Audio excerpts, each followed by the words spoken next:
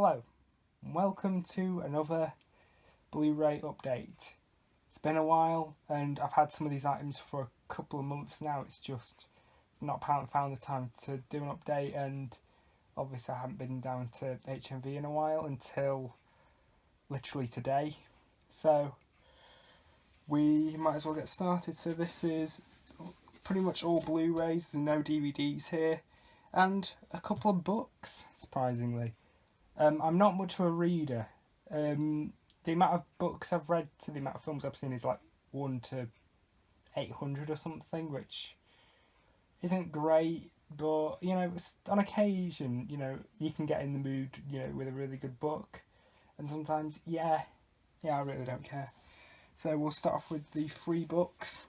First one is a novel, of all things, and with me and reading, I prefer non-fiction over fiction in most cases, but this was a book I've been wanting to read for a very long time, and so now I've finally got an excuse to, and it is A Clockwork Restored Edition, or A Clockwork Orange by Anthony Burgess. This is the original novel. As a lot of you guys already know, that's pretty much everybody who's clicked on this channel and actually bothered to look at my thumbnail already knows. The film adaptation of this from 1971 is one of my all-time favourite movies.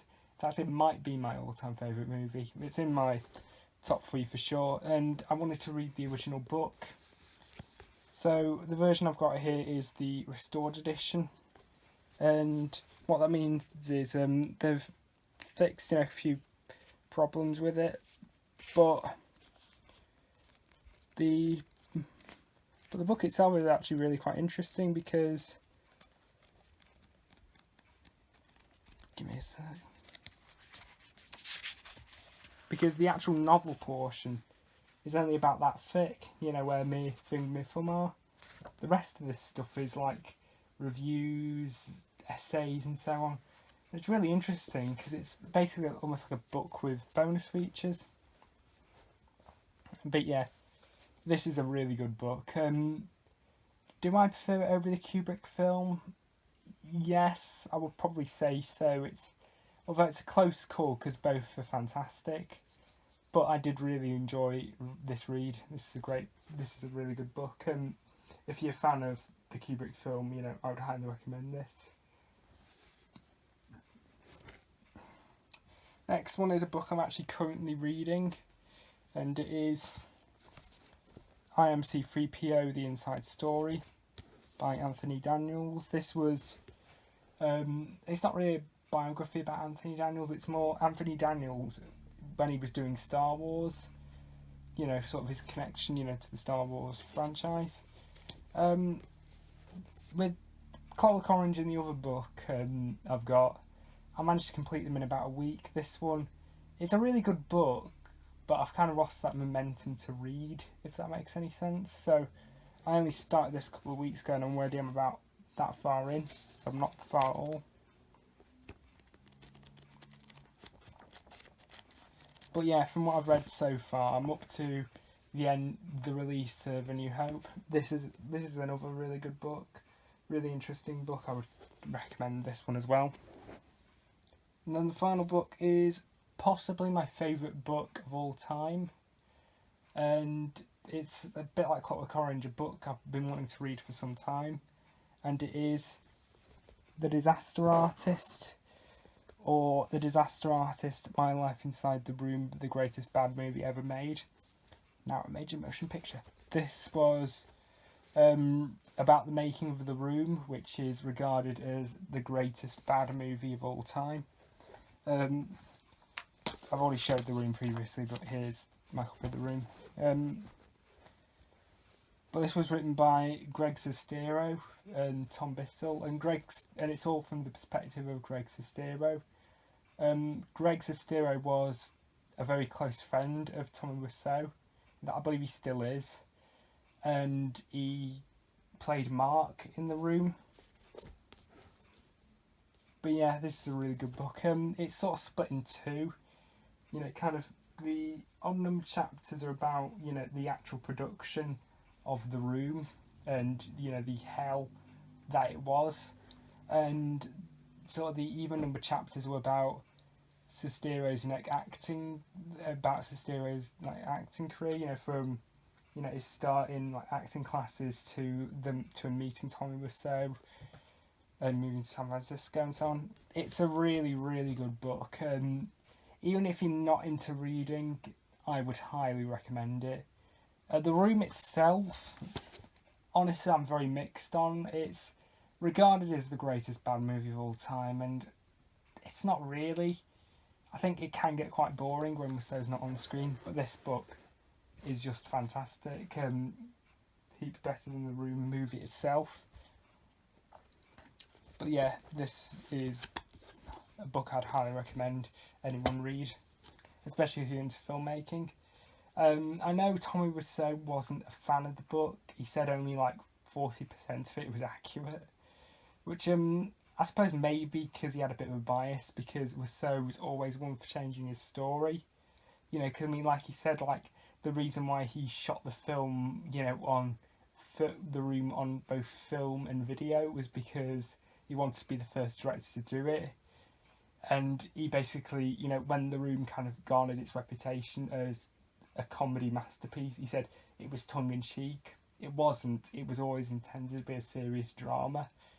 But this book kind of, because Wiseau didn't really get involved writing it, it kind of shows the unbiased side of it. But it also, you can instantly kind of,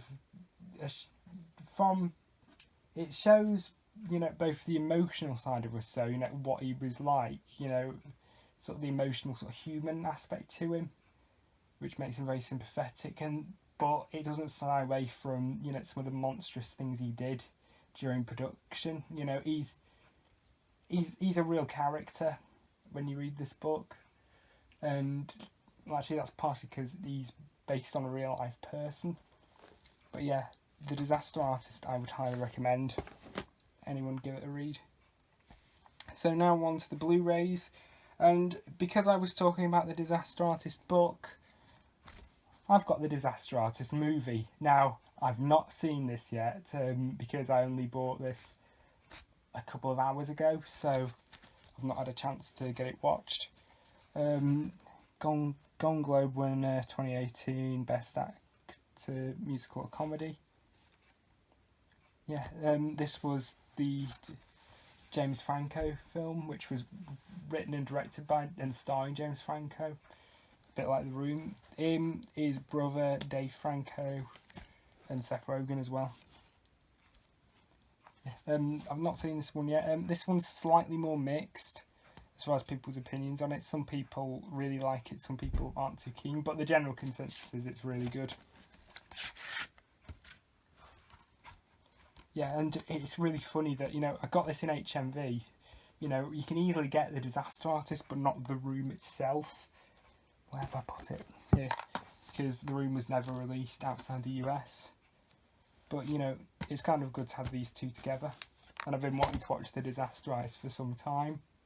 But I wanted to watch The Room first. And I wanted to read the book as well. Anyway, here's the disc. And inside we have, you've seen The Disaster Artist, now see what inspired it all. So this is an advert for The Room screenings at the Prince Charles Cinema, which apparently were done every February. Not so much anymore, lads. And the UMD code, which is very badly crumpled, because for some reason when this came, or when I got it, this was the only one they had in stock. So I think if they had other copies in stock, I would have probably bought them over this, because the slip cover is a little bit scuffed right here, and for some reason when it was closed, they didn't completely put the ultraviolet code in, so it got crushed, you know, in the case. Yeah, the disc is fine. Feel free to use that code, because it won't work, because it hasn't worked since June 2019. And also, you know, they've stopped doing this ultraviolet thing. They've cancelled it not too long ago for some reason. Which, to be honest, I don't really care. I don't care what side they do.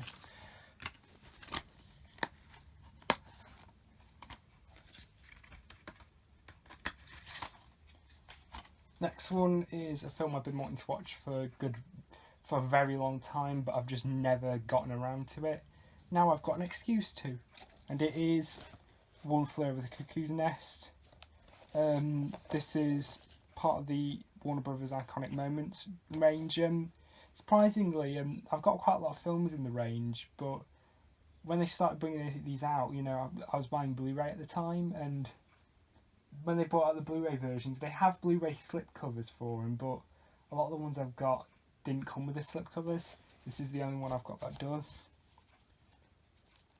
So this one, these are slightly later reissues because they've got the newer BBFC symbols. Ugh. But yeah, I've heard this is a really good film. It was Best Picture winner of 1975.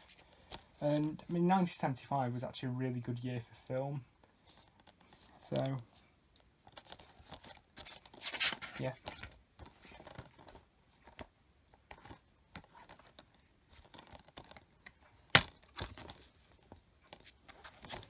Here's the disc. There's Jack Nicholson, probably Jack Nicholson's most famous film, along with The Shining. Yeah. Next one I picked up is, in fact, a lot of these films are films which I've been wanting to watch for some time, but I've just never got around to. So the next one is Martin Scorsese's Taxi Driver. I've only seen one Martin Scorsese film, and that is Goodfellas. And I'm really annoyed about that because there's quite a lot of those films I want to watch, but I've just never got around to it. Now I'm going to try and focus on his filmography. So this is the 35th anniversary edition from the Sony Collector's Edition range. Bizarrely, with the newer editions of the Sony Collector's Editions, they don't come with the slipcovers. But, you know, I don't mind. But yeah, I've heard this is a fantastic film, you know, fantastic role for Robert De Niro, and also Jodie Foster appears in it, a very young Jodie Foster.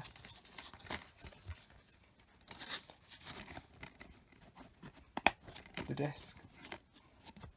And inside there some nice artwork.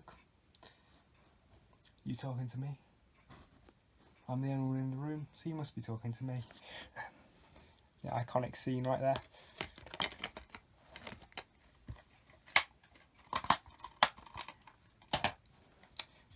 Next one and the final single Blu-ray is The Devil's Advocate with Keanu Reeves and Al Pacino. Again, I've heard this is a pretty good film. This was a film I've been interested in watching, you know, not too long ago.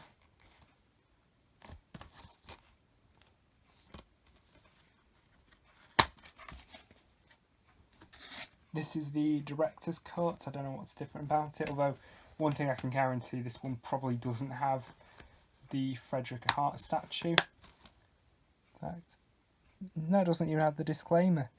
Yeah, but what happened was in the original release of the film, the sculpture in Al Pacino's living room,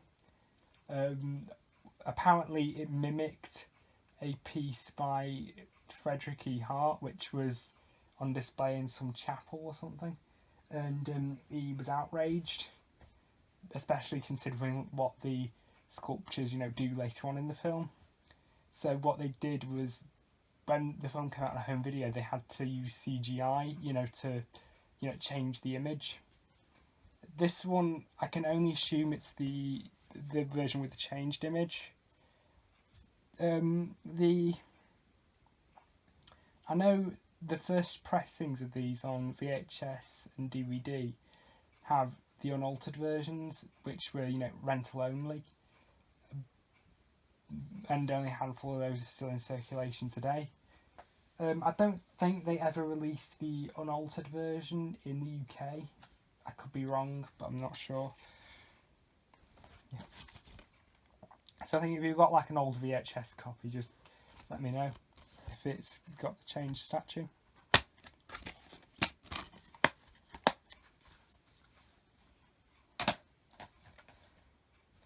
next ones are pretty much all box sets. So I've got a couple of sets right here. The first one is The French Connection and The French Connection Part 2. The first French Connection was the Best Picture winner of 1971.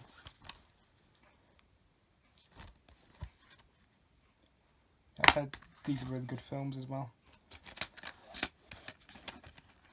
French Connection comes on 2 discs and the French Connection 2 comes on 1 disc. Sadly and slightly annoyingly, this is the version of the French Connection with that weird colour timing.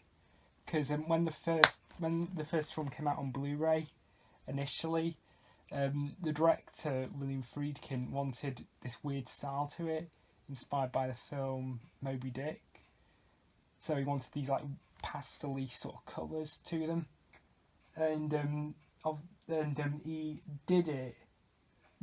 He altered it, but he didn't have. But the director of photography wasn't there, so he basically butchered the original director of photography's intentions with the film.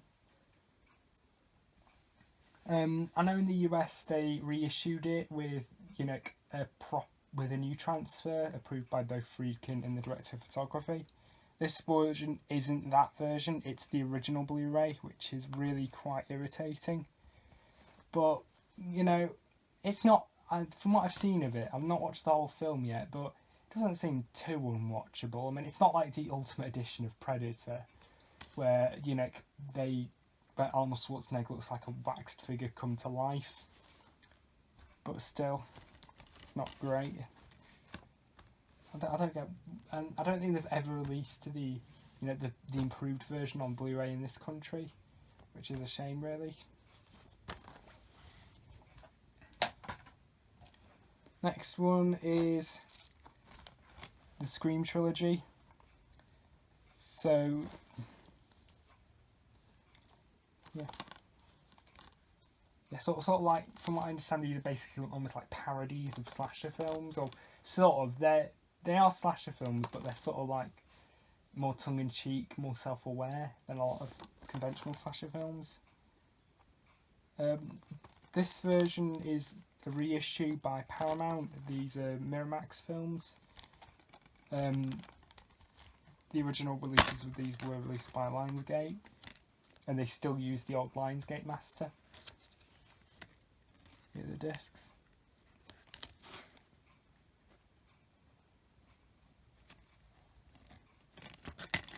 Sadly, the version of Scream in here is the the R-rated cut, which there's 2 versions. There's the R-rated version and there's the original NC-17 version, and the NC-17 version is a lot more gorier, but this one, a lot of the gore's been taken out of the R-rated cut, which is really annoying that they've not released the original cut on Blu-ray in any part of the world. I think some countries have the uncut version on DVD, and I believe the uncut version was released on VHS and Laserdisc, but that's about it, really. Unfortunately, with stuff like this is the R-rated version. But I'll live. And then we've got proper box sets, starting with Friday the 13th, the 8 movie collection. This Blu-ray was very sought after. It was first released at the end of 2019, but it went out of print very quickly, as in probably even weeks after it was released. It just disappeared, gone. You couldn't buy it anymore. And the scalpers, oh my god, the scalpers. But this one, surprisingly, the value's really gone down. I got this for about £30 from Music Magpie, and it was, brand new and sealed. This is not all the Friday the 13th movies. It's the first 8. So the ones that are owned by Paramount, except the first one. First one's owned by Warner Brothers, but the rest are Paramount. As a lot of Friday the 13th fans know, Paramount couldn't have given a shit about the Friday the 13th franchise, so I mean, that didn't stop them from making sequels, but by the end of Jason Takes Manhattan, they sold the franchise to New Line Cinema. And the New Line Cinema ones, so Jason Goes to Hell, Jason X, and Jason Takes Manhattan, are really, really hard to find, even on DVD. Anyway, here's the discs. First Friday the 13th movie, which comes in a blue disc. The first Friday the 13th movie, I think a lot of people know, is a Paramount film in the US, but outside the US it was released by Warner Brothers for some reason. I don't know why. And I think that might be one of the reasons why it took a very long time for any sort of box set to come out for Friday the 13th, because Warner Brothers are a bit funny, you know, with Paramount and whatever. They probably sold the rights very briefly. Paramount probably bought the rights very briefly, you know, from Warner Brothers to release this, but then Warner Brothers decided to be a bunch of arseholes, and so they took the rights back. So yeah, Friday the 13th Part 2, Friday the 13th Part 3, Friday the 13th The Final Chapter, which is just a really funny subtitle because this wasn't, I don't know if this was intended to be the final Friday the 13th film, but it definitely was not, because they made quite a few after this. And then we get to the films which share discs, which, to be honest, I'm not really a big fan of. From what I've seen of these, the transfers don't look too bad, you know, for what they are, but they're just, to be honest, why can't each film just have its own disc? But we have New Beginnings and Jason Lives, and then we have New Blood and Jason Takes Manhattan. Jason Takes Manhattan, I've heard, is absolutely abysmal. It's basically just Jason on a boat throughout the whole movie. And I've also put these 3D glasses in here because Friday the 13th Part 3, as a lot of people know, was originally made in 3D. Using, you know, the cyan and magenta 3D glasses. This was during the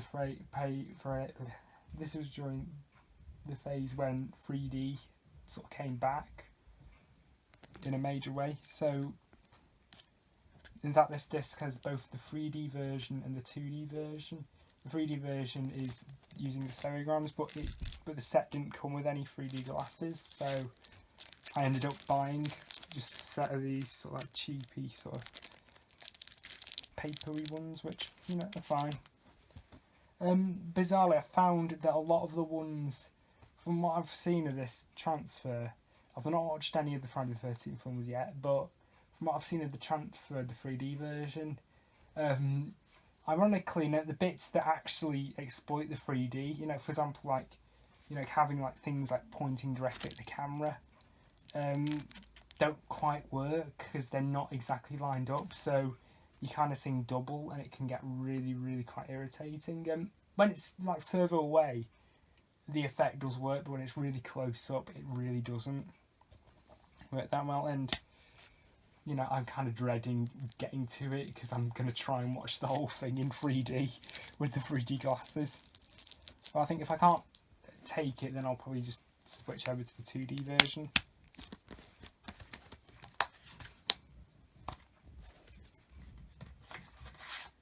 So, next one, kind of as a logical, you know, follow-up to that, we've got the Nightmare on Elm Street collection. So this is the original first 7 Nightmares.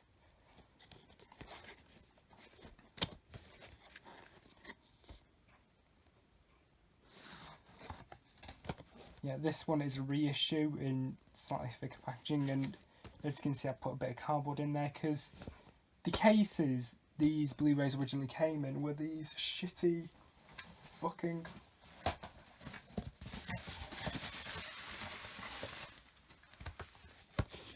eco boxes, you know, these horrible ones where they've cut shit out of them. It was these ones, and so I ended up ordering some replacement cases, but I ordered some which were slightly too thin. I mean, they weren't that thin, you know, because I didn't have to cut down the artwork or anything, but I put a piece of cardboard in to stop them from jiggling around. Here's case 1, and this contains the first Nightmare on Elm Street and the bonus disc. So here's the first Nightmare on Elm Street. The first Nightmare on Elm Street is the only one that actually has its own disc. The rest of the films have to share discs. I know the first Elm Street film, you can buy that on its own in the UK. The sequels, you can't really do that. And then we have the bonus disc, which is a DVD.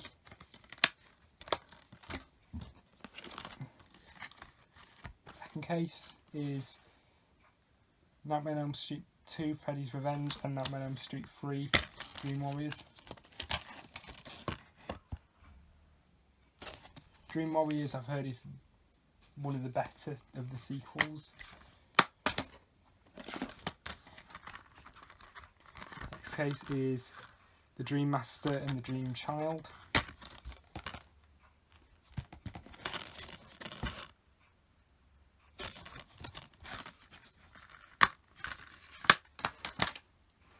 And the final one is Freddy's Dead, The Final Nightmare, and Wes Craven's New Nightmare. I'm really intrigued to watch Wes Craven's New Nightmare. I think it has developed a really big cult following because it sort of does something different with the franchise. It's sort of like a meta sort of horror film where it's about the making of the Friday the 13th movies. Not Friday the 13th, fuck's sake, Nightmare on Elm Street. But Freddy Krueger basically, but like the spirit of Freddy Krueger, you know, stalks the production, you know, so they have to keep making these films. So yeah, and I mean Robert Englund, you know, I not too long ago watched the series V, which he starred in, and for some reason I keep like picturing like, you know, he's a really great actor, Robert Englund, because I mean he plays like this dorky character in V. But in this, he's, you know, like, he's Freddy Krueger. He's the actual slasher villain. And in New Nightmare, he plays Robert Englund himself. He plays Robert Englund as Freddy Krueger, and then he plays Freddy Krueger. You know, the actual proper Freddy Krueger. So yeah, let's head around that. Now on to the last two box sets, starting with Star Trek, the Stardate Collection, the 10 original movies plus additional content. It's taken me a very long time to get around to watching Star Trek. I know Sci-Fi Fan, you know, has never seen Star Trek before, but it's true. It wasn't until a couple of months ago when I finally started watching the original series. The original series, I think, is actually a pretty mixed bag. You do have some really good episodes, but you do have some really just naff ones. But yeah, I've heard the films are much better, so here are the films. These are the Kirk films and the Picard films in this really nice box set, which is actually a lot thinner than the versions of it I've seen advertised. In fact, when this arrived, I genuinely thought they'd sent me the DVD version by mistake, but it's not. So here we have a little booklet with the films, with, you know, the descriptions and the cast information and so on. These come in these box sets which I've seen quite a lot recently, and I just hate them because the discs are really hard to get out. Yeah, here's the disc. So you have the motion picture, which is considered by many to be the worst Star Trek film, although in more recent years it has developed a cult following. The Wrath of Khan, which is the most iconic Star Trek film, which oddly isn't numbered despite it actually being numbered, and you know, all the other films in here are numbered, even the Picard films. The Search for Spock, The Voyage Home, Final Frontier, and The Undiscovered Country. So now I move on to Picard films with Star Trek Generations, which, yes, Kirk was in Generations. First Contact, which I've heard is the best Star Trek film, and actually a pretty good film in general, along with Wrath of Khan. Star Trek Insurrection, which for some reason doesn't have any BBFC symbols, despite all the other ones do. And Star Trek Nemesis, which has completely different cover artwork, but actually has proper artwork. And then we have 2 bonus discs, so Star Trek The Captain's Summer and Star Trek Evolutions.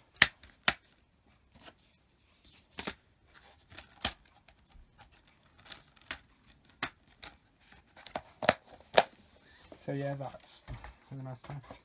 And then the final item is quite an amazing item, and it took a very long time to arrive. It arrived about a month ago, but it was well worth the wait, and it is the Ashen's Collector's Edition box set. This is the limited edition version. Well, I say limited edition version, there is no other edition. So, back in February, Stuart Ashen opened a web store, it was a limited time thing, it was a limited time promotional thing, where you could, for a 2-week window, buy Quest for the Game Child and Polybius Heist on Blu-ray, and as well as this really nice box set. So this is labelled as the collector's edition. Sadly, thanks to Royal Mail, it's a little bit dented, which is a shame really. But yeah, this has in it Ashen's and the Quest for the Game Child, Ashen's and the Polybius Heist, and Ashen's and the Fly on the Wall, the epic making of adventure, plus hours of extra features. So yeah, I've been a fan of Ashen's for a good many years. I do actually have a digital copy of Polybius Heist, because I bought it over Amazon when it came out, but now I've got a physical copy. This one is signed, actually they're all signed. This one's signed by Stuart Ashen, Wally Davis and Rhea Barmania. I think that's who the signatures are from. And these are like proper signatures, they're not printed on. And I like it when they stick them here, in sort of like the blank spot, because I don't like it when they just scribble the signatures on the front cover, because it kind of just ruins it. Yeah, these are limited edition. They were made on demand, from the amount of people who were ordering them. So this is hello. So mine is 1,871. I don't know how many of these were produced. Mine is a fairly low number, but yeah. The numbers things was just random, because you get people who were ordering it around about the same time I was, and even like earlier or later, and getting vastly different numbers.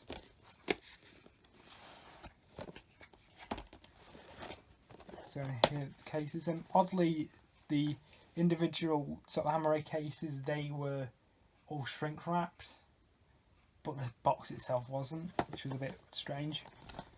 But yeah, here's Quest for the Game Child. This is the second release of the film on Blu-ray. You can tell by the fact that it's got those new PG symbols.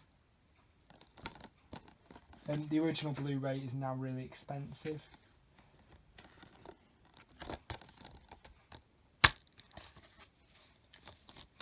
Sadly, this version of Game Child is the one which has the Stormtrooper gag cut out due to copyright issues, but you can still watch the scene on YouTube, and if you can find the original Blu-ray, look for it, because it's the only way you can get it uncut. But still, it's no big deal. So yeah, Quest for the Game Child, I do remember really enjoying it when I first saw it, but the main problem with it is it's too much of a YouTuber movie, it feels a bit more like a vanity project. When compared to other YouTuber movies, this one's practically the godfather, because basically YouTuber movies have a reputation of being really shit.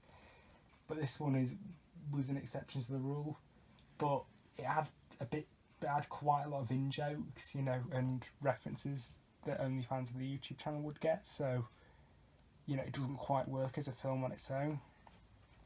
But it's still good, it's still enjoyable. And now we get to Ashton's and the Polybius Heist, which is the most recent film.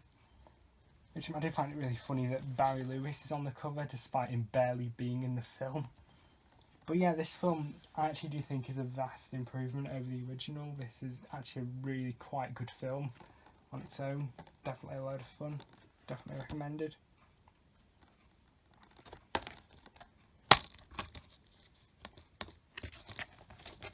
Here's the disc.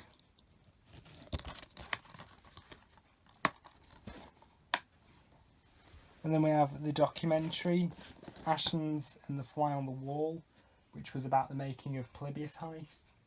And sort of like, well, it's not really talking head style thing with interviews and so on. It's more kind of following the cast around with cameras and so on.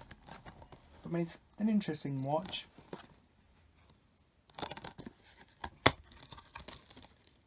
And here's the disc. So yeah, that is it. That is everything. Until next time, goodbye.